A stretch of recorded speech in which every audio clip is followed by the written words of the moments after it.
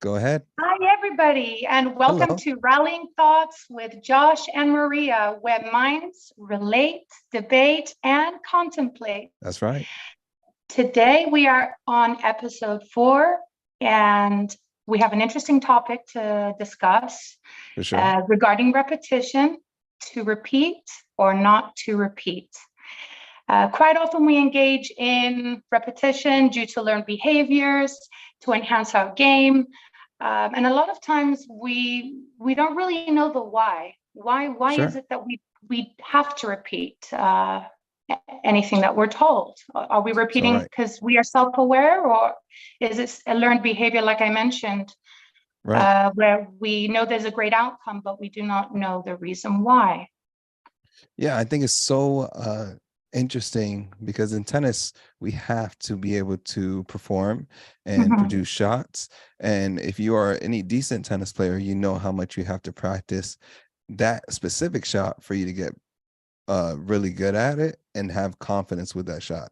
So I think today is an interesting topic, especially if you're a coach or if you're a student, to really take notes and maybe learn some things about maybe when we should repeat or when we shouldn't repeat. That's the Before we question. dive into this, Josh, I want our Yes, viewers to subscribe below, like if you feel that our information,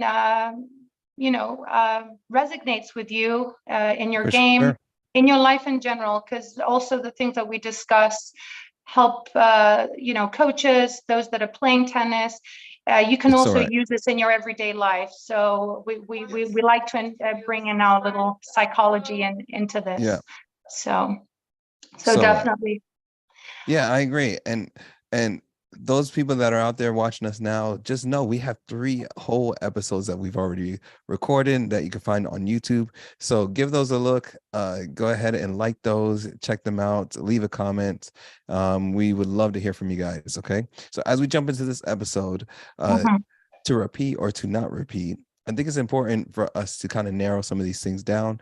And as tennis coaches, we uh, have experience with players, not only players that are playing matches, but also players in practice. So we see them all the time and we see how they function, whether it's how they perform from in practice versus in a match, or how their attitudes, mindsets, confidence, all those type of things we're going to be touching on today.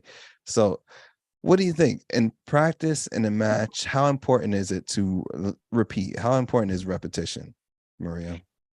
Well, in training, are you asking me in a match or training? Well, in either, like I know, I'm sure Sure. you find it's important to do certain things. Mhm. Eh, maybe for both, like when you're in a match Sure. and in Sure. practice, is important to do certain routines. And Definitely. that's I the first thing think, I think of. yeah, definitely. I think it's important to perform repetitive behavior, whether it's in your warm up, or Sure. there's certain drills that you follow through with that help with muscle memory. Right. They help your mind and body kind of get used to that repetition, so that it kind of becomes second nature to you. Sure. Especially, I would say, more or less in a when you're training on the tennis court. It's more of a repetitive muscle memory tactic. And of course, you want to make sure you bring whatever you learn into fruition into a match. In a match, it becomes more circumstantial. Right. So I believe that's the difference between both of those. Now, do you think that there are similarities in like routines? Like when you're in practice, are there certain routines that you should have? And in a match, should you carry some of those routines to to your match? And one that comes to mind, if I'm thinking about a routine, I'm thinking about a warm-up Mhm, routine. A lot of mhm, times I have students do warm-ups before they play. I think mhm, that it's great for players to do those same warm-ups in a match, when they're warming up for a match. It gives that familiarity to just mhm. where you're at, how you want to perform. I think you can connect those things from being in practice to a match. I always tell my players the way that you practice is the way that you're going to play in a match. Like you cannot hit and miss all these shots and then expect to make them when it counts. Like you're actually probably going to miss them even more, right? Definitely. So And I think it definitely carries out the way you practice definitely carries out. sure. And not only just practicing, you want to be consistent with your practice. So, for example, you could learn a new stroke, or you could amend a particular shot. Yeah. But then if you don't repeat, it kind of gets lost. So you want to Right. make sure that you repeat until it becomes second nature. Right. And of course, yes, you're going to utilize that in a match. But again, matches are circumstantial as well. For example, you might be taught to identify your opponent's weakness, right? And Right. then say, for example, there's someone at the net, you're playing doubles, and someone just has a horrible, volley, a backhand volley. Right. And you're taught to use your aggressive, let's say, forehand. If you have a strong forehand and you're hitting to their backhand volley, Right. and you're told hit at their weakness. The good thing about that is most of the time you're going to be very successful. Probably 8, 9 out of 10, you'll probably be successful in winning the point. Right. But what happens also is, with a positive strategy, if you tend to continue it for too long, your opponent their stroke, from practicing so much, you keep hitting to their backhand, their weakness might turn into a positive. So For then sure. you would have to change your strategy. So although it is a positive strategy to begin with, if the other person ends up building on that and executing well, Right. eventually you're going to have to change that strategy. So not Sure. necessarily it's great, but then you would have to start, changing into a different course. For sure. I think when it comes to repetition, you're Hmm. totally right. You cannot keep doing the same thing Hmm. and then expect to always get the same result. I think it's Exactly. best to, if something's working, yes, to do it. But I think when you see that it's not working, try to be ready to see that it's not working, right? I think in Exactly. anything that we do in tennis, you almost have Exactly. to keep your eye out and say, okay, this is working now, but is it always going to work? And when it stops working, then you might have to change it, right? So one of the first things Hmm. I think about is the serve, especially when I have beginner players. As a Hmm. beginner player, your thing is you just want to have a consistent serve. And that's what I tell all my players. I could play tennis with you as long as you have a consistent serve. If you don't, if you cannot hit the serve in, then we're not really playing tennis, right? We're just standing out here, right? Enjoying the weather. Hmm. You have to get the serve in. So first thing you got to do is get that serve in. Once you get the serve in, then you feel confident. You're like, okay, well, I can get the serve in. I've reached my goal. But when you start getting better and you want to maybe improve from a 2.5 to a 3.0, you might have to hit a better, more effective serve, right? You just can't hit it Hmm. inside the box. Now you need to maybe put different type of spin. Maybe you have to change your grip. And so I feel like as a tennis player that is trying to evolve, and I even look at that as myself, and I think we've even talked about it on tour. Like these players have to kind of keep their eyes on what might not be working anymore, right? Because Hmm. you can repeat the same thing, but if you keep doing that and it's not working, then it defeats the purpose. Like, why are we even out here? If you want to improve, you have to constantly be changing or adjusting and evolving. Um, And so you just have to be recognized. You have to recognize that, right? I'd like to jump in with two pointers that you mentioned. The first Sure. one being the serve, where you brought up the serve. A lot of times we are taught in order to make a clean contact.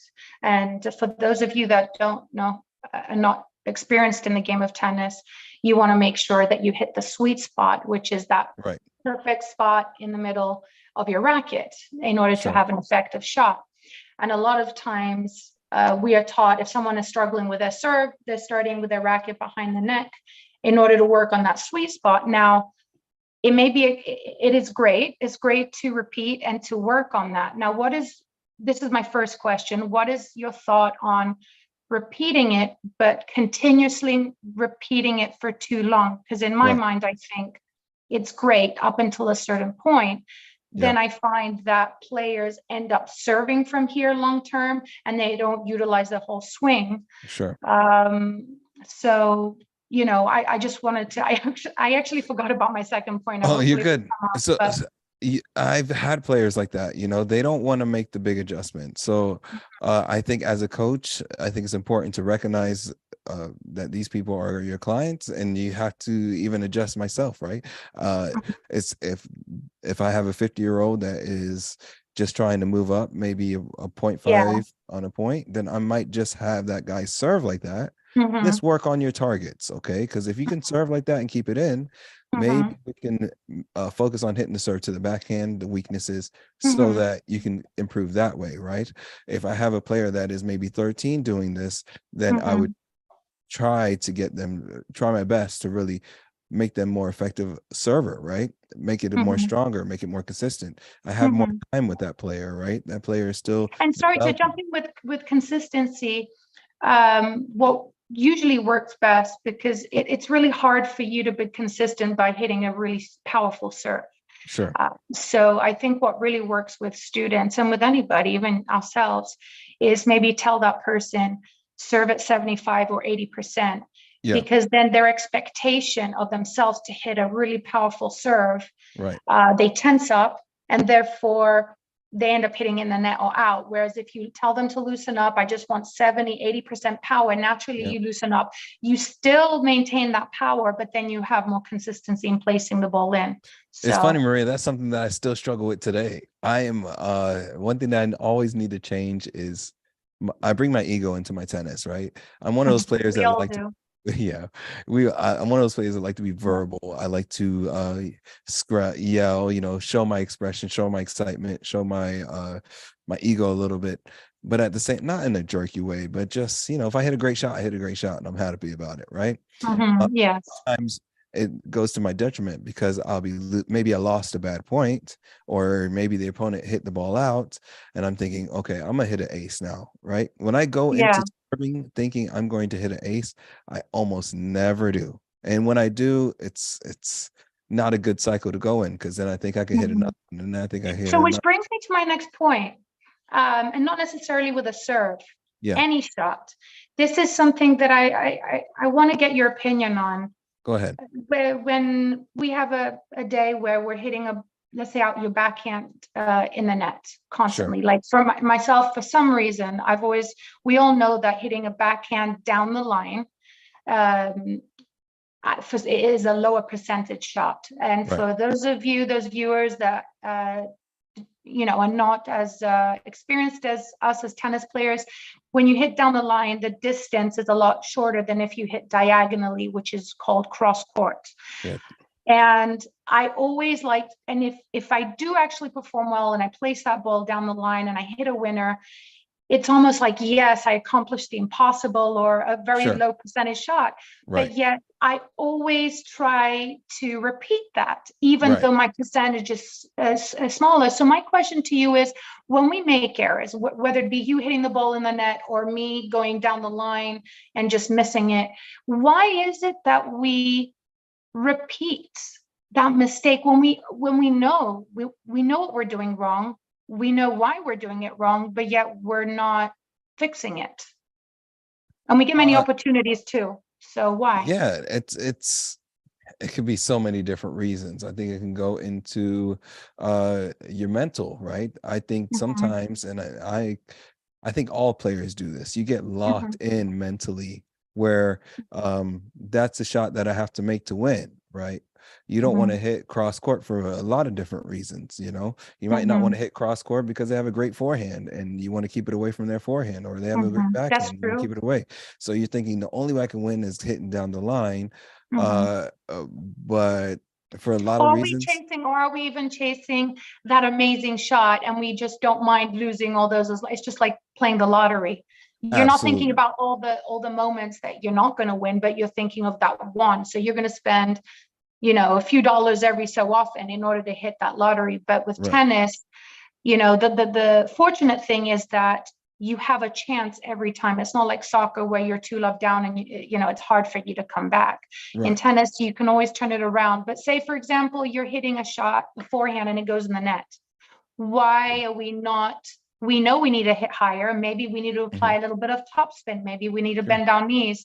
I feel like almost we allow our emotions to get the best of us, and we're not doing what it is that we need to do in order to get it over. And why is that? I might be biased, right? I might be Yeah. biased, but I think a lot of it has to do with the way you practice. The way you Mm. practice Mm-hmm. is what makes you a good or bad tennis player, in my opinion, Mm. right? And Mm-hmm. I'm not just talking about practice as far as like, oh, I need have a coach and he's hitting a whole bunch of balls. I'm also Mm-hmm. talking about practice matches. I'm also talking about different type of point scenarios. All those things play a Mm-hmm. huge role. If you're in practice and you play matches consistently, you're not going to have as much anxiety as somebody that just hit drills and hit balls all day, because Mm-hmm. you feel Mm-hmm. comfortable with a live ball. And I think that's Mm-hmm. one thing that as tennis players, we need to do more, right? You have to play more points if you want to perform in a match scenario, right? Because Mm-hmm. you can't just practice hitting forehands and expect your serve to work, right? You have to hit Yeah. serves if you want to improve in that area. So like Mm-hmm. in my opinion, I think that the way that players play in matches correlates 1000% the way they play in practice. And as they develop in practice, you'll see a better player in matches, right? And so there's a lot of different things that I do suggest. I never Mm-hmm. have a lesson with a player and not play points.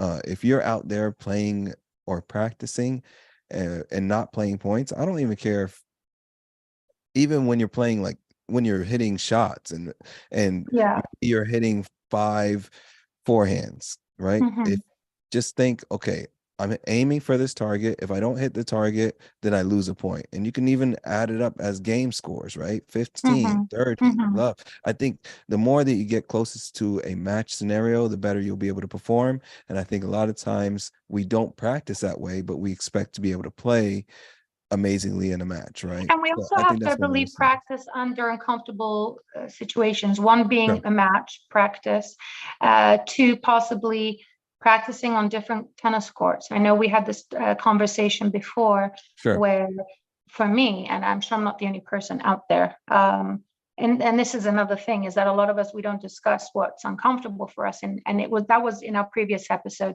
right, Are you comfortable? right, For me, it would make a difference. I feel like if I trained on different tennis courts when I was younger and not at the same tennis court, it would help me transfer all my learned behaviors onto the new court. I feel like once you're in an unfamiliar environment, that can also affect it. So I believe right, playing on a different court, and not just playing with the same students. Say you're taking a semi-private lesson with a friend and right, you're just playing points against that person, you get used to their game. So that's not realistic either. You want to also sure, play when it's windy, when it's a little drizzly. You also want to sure, work possibly on that shot when you're on the offense, when you're in a great position on the tennis court, where you have the power to put your shot away. In tennis, right, putting a shot away means hitting it and the other person can't get to it. Or right, possibly playing that same shot in a defensive uh, situation. So I might be pushed back on the baseline, struggle, but I still need to find a way to get that ball where I need to get it to, which is possibly my opponent's backhand. right. So it's obviously, as we all know, what in any sport and anything in life, once we're confident or in a comfortable position, it's a lot easier to execute than it is in a defensive. So it's also important to work on your weaknesses to perform the same shot as you would in a offensive scenario. Absolutely. I want to get your thoughts on this. This Josh, is I one of love my when you agree with me. this is this is You one make of it my so. I know we don't always agree though, so that's oh, cool. not always, but we're different people, different I know. minds, but it's all good. I think, what do you think about this? One of my Yeah. pet peeves in practice, Hmm. is Hmm. when I've been working with a student maybe for an hour on a specific shot, and then we go Hmm. into a live scenario. And for instance, right, I work on ground strokes with some students just this past weekend, right? Hmm. And we worked on consistency.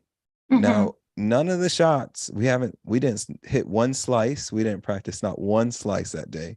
But when we played a match, they hit like so many, maybe 5 or 6 slices that went out, right? So it's like they Hmm. wanted to slice the ball and be defensive, but their slice wasn't effective, right? So I think, what do you think about that? Because that drives me a Yeah. little insane.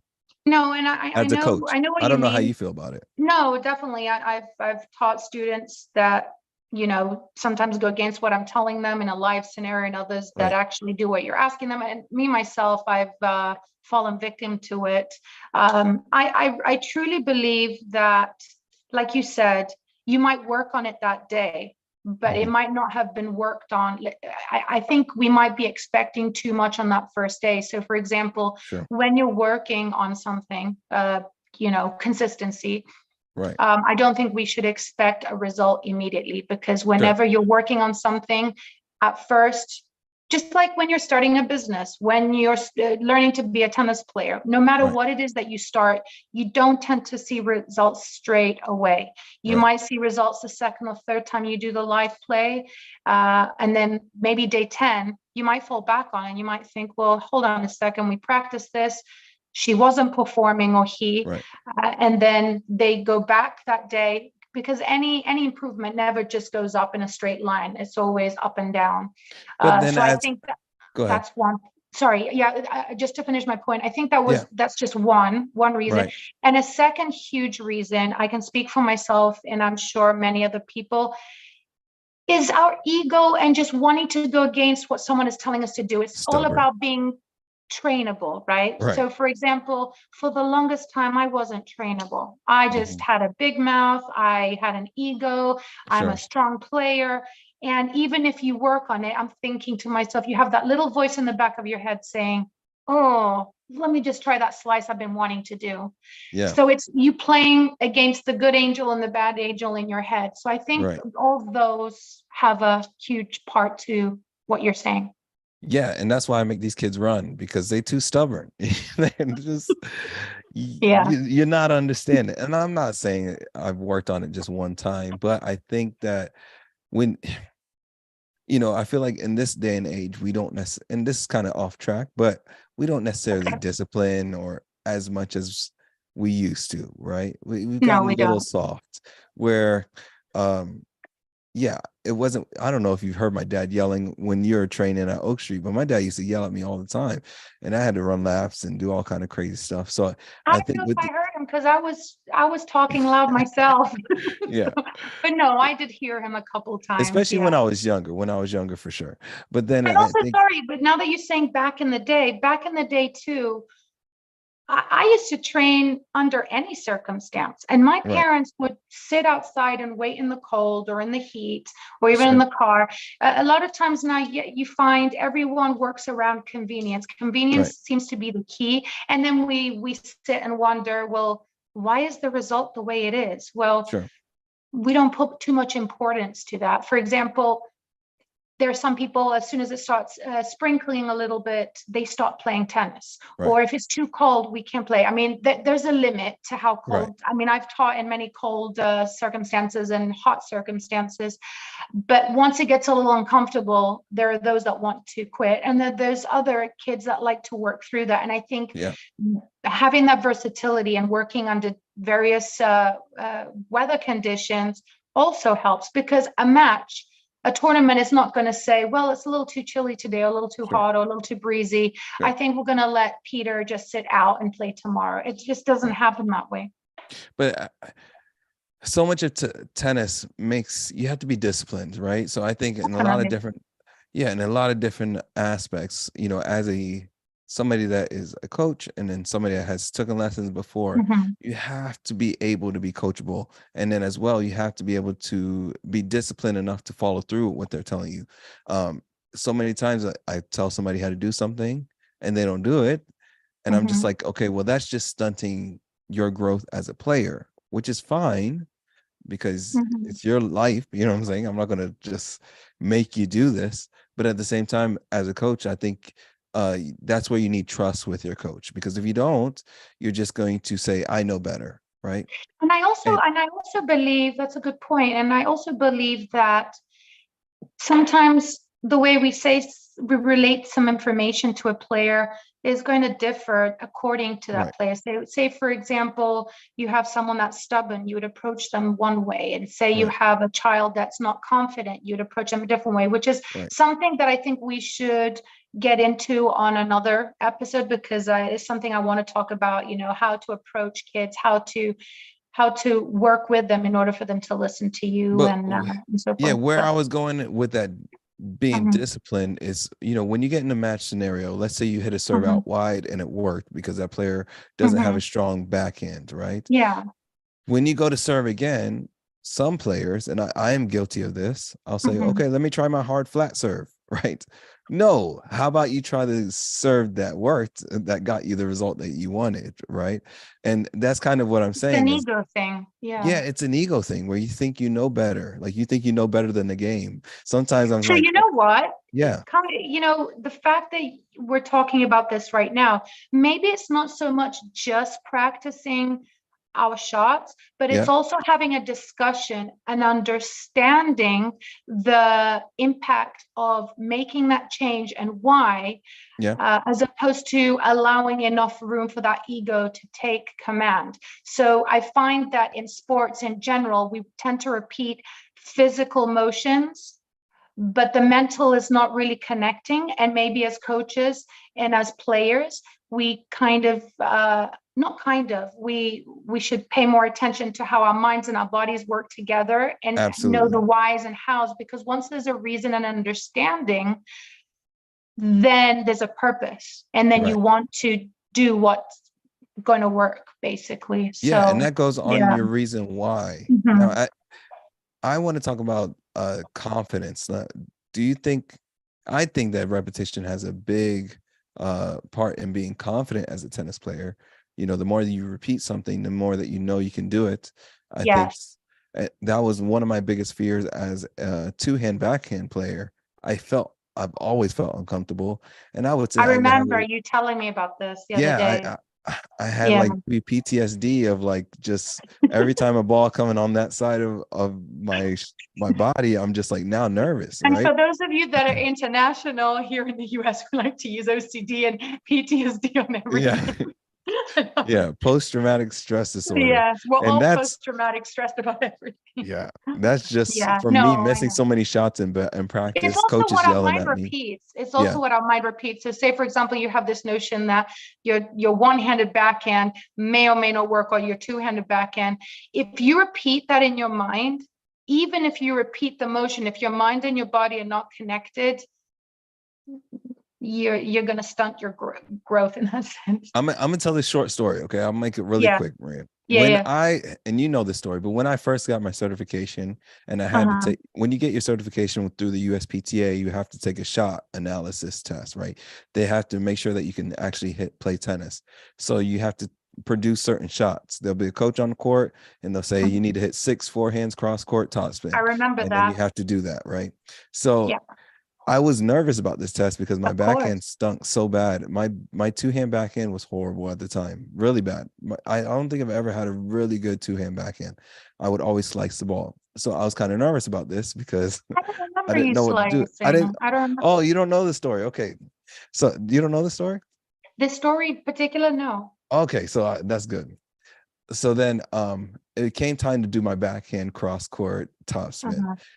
And he was gracious enough to say, okay, you have to make 6 shots out of 8. Okay. I'm going to give you 2 or 3 extra warm-up shots. If you make them, I'll count them towards your 8. When I say start, Oh, yeah, I then you have to remember they make them. did that to Right. me as well. So Yes. they give me a couple warm-up, but I make them, they count. So it's really like he gives you maybe 12 shots and you have to make 6 of them. I was missing all of my two-hand backhands out, going out wide, going flying up. I'm hitting the frame. It was horrible. Okay. And then he said, I okay, remember that day very well. he's like, okay, we're going to start the I was test. very nervous too. When he started the test, I changed to a one-hand backhand and I made every single shot. I I made every single shot. And there was Wait, people what? there You changed from your two-handed to one-handed during the test? during the test, because I had zero confidence in my two hand. I was like, if I just mess up this test, I'll come out here for no reason, But right? still, that's a My big one change. hand wasn't pretty at the time, but I knew I can get it over the way that he's hitting. I knew I Maybe could. because you were more relaxed. So many different reasons, but that is what made me make the big change from two hand to one hand. Right now, I have a Mm-hmm. one hand backhand, which is very effective. And I Mm-hmm. think a lot of it comes with me practicing it a lot and having Yeah. confidence in the shot, right? I was always, well, I'm not going to get into that, but I think that the confidence part of it and practice part of it was a big deal. Mm. And then I didn't have confidence in my two hand. I think that's why I kept missing. Every time that Mm. ball came over to that side, I'll get nervous. So I think confidence and repetition goes hand in hand. The more you repeat something, the more you practice something, the more confidence you'll have that you could do it. And that, I think that goes with anything, right? So I think when you're getting the result that you want, then it's a good idea to keep going with that way, right? If you're beating somebody by hitting Definitely. to their backhand, continue to hit to their backhand until they fix it. When they fix it, then change it up, maybe hit cross court and then open it up more, right? You could do a lot Yeah. of, but I wanted to share that short story. It's kind of crazy No, that that's great. No, that's tell you about awesome. that. It's always good to relate. I have many examples about repetition, but which probably wouldn't allow us to finish within the time frame that we would It's like all good. to. I And thought that was that's why I thought it was an interesting subject to repeat or not to repeat, because in plenty of instances, it is important to repeat. And sometimes that positive instance may not be as effective, or because I don't like to say not as positive, it may not be as effective as the example I provided, where someone improves their shot.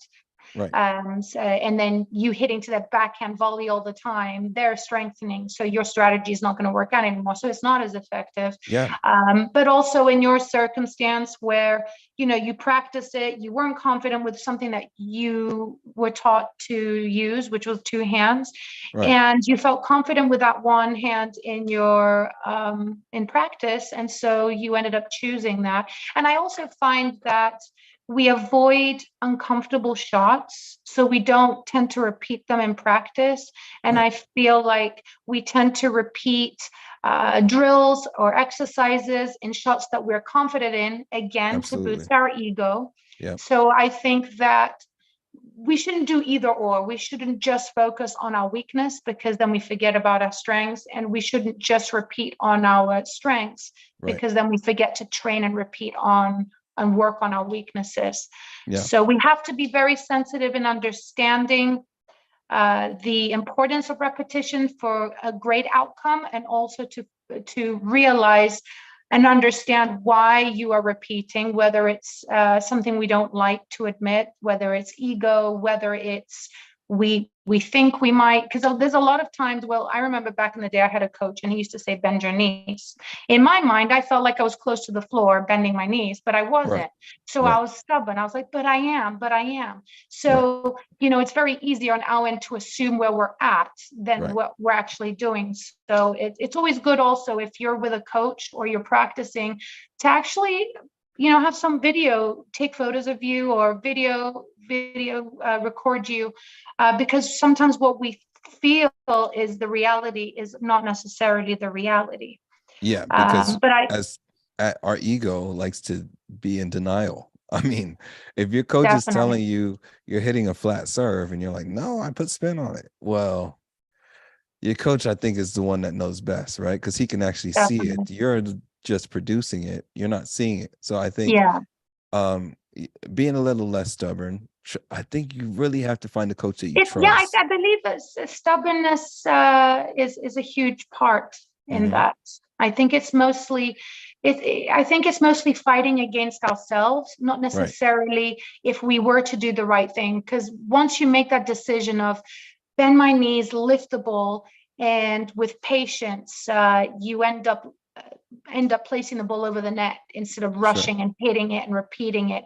I Right. feel like if we take a step back, we pause and we allow our minds to process what's going on, Yeah. instead of just allowing our emotions to run with it, Hmm. that at first it might be difficult to make that transition to do the right thing, but Right. repetition of being patient and trying to do the right thing as opposed to your ego is actually a huge habitual process, and that can help you in the long run with Yeah. any shot. So Yeah, I want to leave these guys with a little bit of practical things.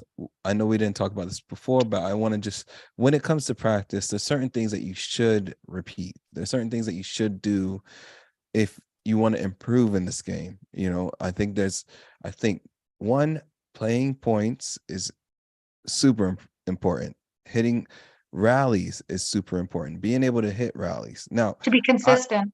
be consistent. I think all levels. And I just had this discussion with a one lady from my ladies group. She's a beginner. Mhm. She was wondering, okay, we can only hit the ball back and forth maybe 3 times before Mhm. the ball just gets away from us, right? And I Mhm. told them, work on rallies, but you can start close. I think so many times with players, we think we have to be baseline to baseline. That's really Mhm. far if you're a beginner. You should start close. I would On say the mini court. even mini court or even half mini court, really just being able to anticipate where that ball is bouncing. Because I think as a beginner, you don't really understand the bounce, and you can't really adjust for how the ball is going to be bouncing. The more you can Mhm. rally, and I say even beginners on the wall is really important as well.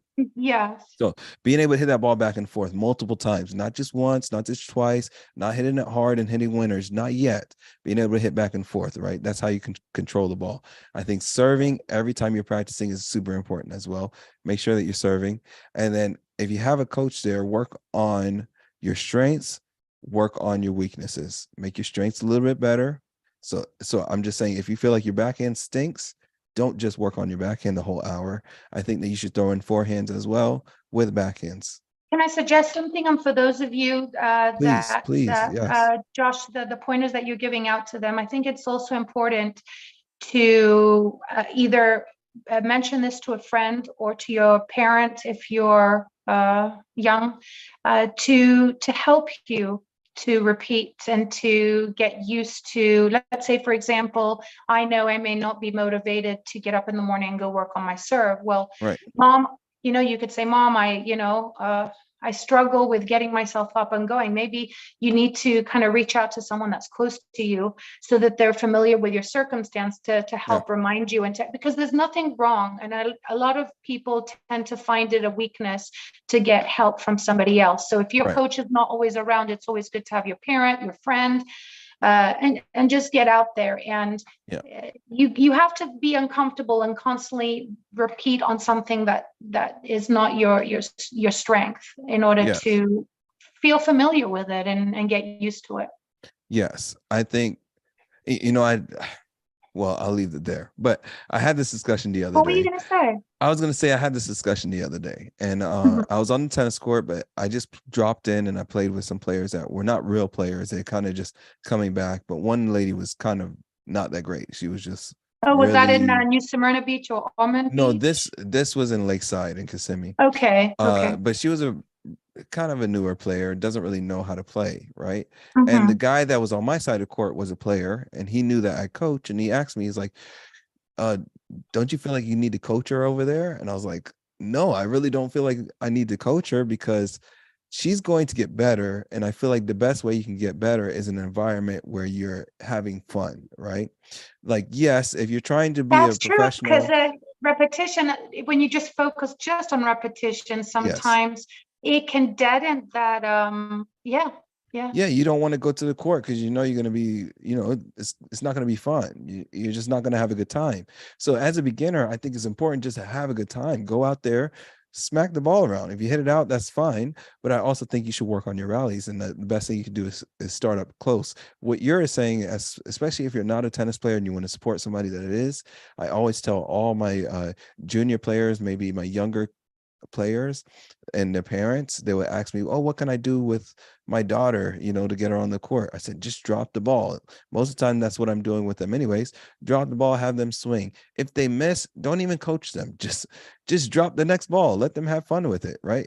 If they almost hit it over Well, the make net, no make it a big deal. routine. Let's say, as a parent, you also have to be. If you don't show consistency and repetition in your lifestyle, Yeah, they won't see the purpose to it. So you right. could say, for example, okay, you want to go work on your Saturday morning? I'll take you for lunch here, or we'll go. So Right. make it part of your routine so it kind of blends in with your lifestyle as well. Yes. Instead of thinking, oh, I have to go repeat my serves. Like, Yeah. just make it work into your lifestyle. And Right. it actually ends up being more enjoyable than you think it is. And I think a lot of times people fear or avoid going to work and repeating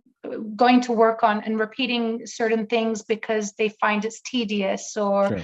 uncomfortable or whatever it is. But I think that the more that you do it, the more comfortable you are. And just like you said, eventually in a match circumstance, it will start from maybe going on Saturdays and practicing, to always practicing with your coach, to practicing in a match, to practicing the same shot in a windy condition, Yep. practicing with different opponents, Yep. different matches. Eventually it will be a habit, it becomes habitual, and it becomes part of who you are, and Yep. you end up having the shot that you've worked towards. So Absolutely. And I I hope think that made sense. That was a little bit of a ramble, but no, you're good.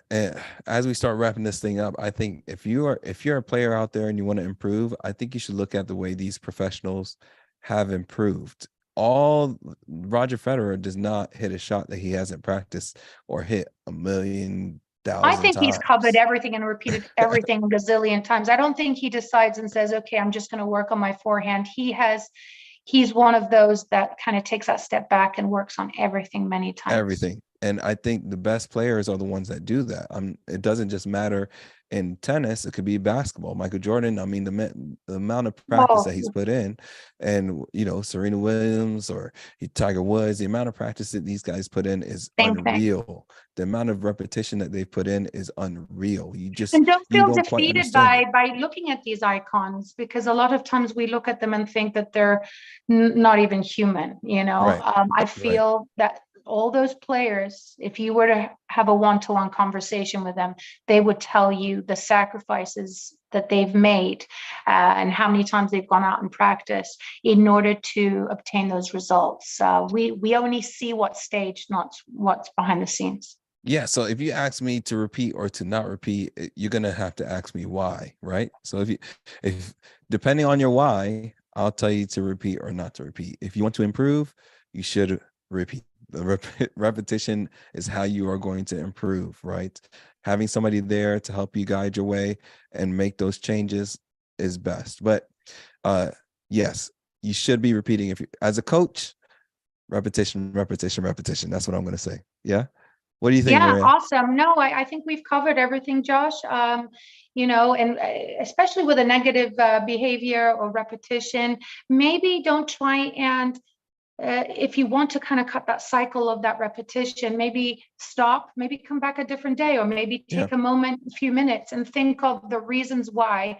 We can't process any thoughts within a matter of seconds. So you might need to, and I don't know if a lot of you have noticed, those of you that are not familiar with tennis, a lot of professional players walk around in between a point and they kind of play with their strings. And what they're doing is they're actually analyzing their game and thinking of how they need to change something. So Right. a negative behavior can turn into a positive if you allow it to. And Right. it all comes down to you and your decision, and taking that ego and placing it to the side. And the best way I can say it is this: I'm not leaving you completely. I like my ego, but for Right. this, I'm going to put you to the side. I'm going to do Yes. what's right. And little by little, you'd be surprised how much you keep pushing that ego. Because anything that we say, we're not going to do anymore, it's even more enticing and you want to do it. So Right. there's ways to trick your mind, and ways to, and everyone responds to various ways of handling it. But I For definitely sure. agree with Josh.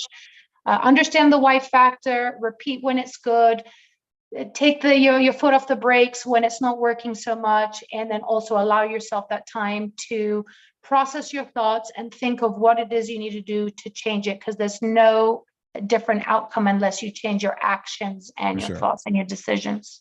Yes. And the way that you practice is the way that you're going to play. So make sure you remember that always in practice. If you're not playing that great in practice, you can't expect to play really much better than that, right? So practice hard. If you're having a bad day, take a break, come back and practice hard. Repetition, repetition, That repetition, sounded right? French. Yeah, right. All right. So I just want to go ahead and wrap this up. Guys, this is our fourth episode. give it a like, subscribe to us. We have so much more content Drop a coming. comment. Drop We'd a like to comment. hear your feedback. What do you think about repetition? What do you think about us? What should we talk about next? Things like this would be awesome. We have a few other episodes that we've already went on live. So go ahead and check those out. Give those a like, give those a comment. And yeah, something that Josh and I have talked about is we like the fact that many times there are thoughts that pass through many of your guys' minds, yeah, and you just leave it there as a thought. Whereas right, we like to actually bring thoughts and ideas. We like to awaken those thoughts and sure, ideas. Like instead of just allowing a thought to pass as a tennis right, player, I'm sure you thought about, oh, this is kind of different, or this feels funny, or this is probably a controversial thought, but it doesn't matter. Whatever the thought it is, bring it up to us. We right, like to discuss and analyze and talk about any situation or anything around sports with psychology, with our physical mind right. and body. I mean, I know I'm sounding like I'm rambling, but You're good. what I'm trying to say is bring up anything that crosses your mind, because everything needs a why, everything has a why, and there's always a purpose to everything and a reason why we do something or not. So Absolutely. drop a comment. Leave a comment. And we want to just open this as a forum for everybody that is interested in tennis stuff like this. I mean, I'm a tennis nerd. Maria, she loves tennis. She loves to talk about it as well. So it's just, we have this channel for you guys to have Or an even after outlet, school right? activities for parents that are dropping their kids off to various activities and they're dealing with different circumstances. We're going to be delving Talking about into some of those. those topics as well. So Yeah. So I want to go ahead and cut it off here. Thank you guys for watching. This is thank you, episode everybody. 4 with Josh and Maria. You're watching Rallying Thoughts. We appreciate you so much, and we will see you guys next week. Bye-bye. See you next time. Bye, everybody.